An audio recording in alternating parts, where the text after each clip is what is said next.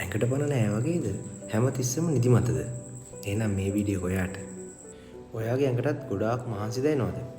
එහෙනම් මෙන්න මේ හේතු 4 ගැන පොඩ්ඩක් සැලකිලිමත් වෙන්න.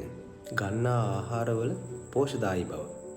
ඔබ ගන්නා ආහාරවල විටමින් B12, විටමින් D සහ බොහෝ අයන වර්ග අඩංගු වෙනවා. ඉතින් ඒවා ඔබ නිසි පරිදි ආහාරයට ගන්නවාද? ප්‍රධාන පෝෂක සංඝටක කාබෝහයිඩ්‍රේට්, ප්‍රෝටීන, ලිපිඩ සහ khනිජ ලවණ පිළිබඳව ඔබ අවධානයෙන් සිටිනවාද යන්න පොඩ්ඩක් සිතා බලන්න. මහන්සියෙන් තොරව ඔබට නිදහස් ජීවිතයක් ලැබීමට නම් ඔබට ප්‍රමාණවත් තරම් නිින්ද ලැබිය යුතුයි. එය පැය 6ත් 10ත් අතර රාත්‍රී කාලයේදී ලැබෙන ගැඹුරු නිින්දක් විය යුතුයි.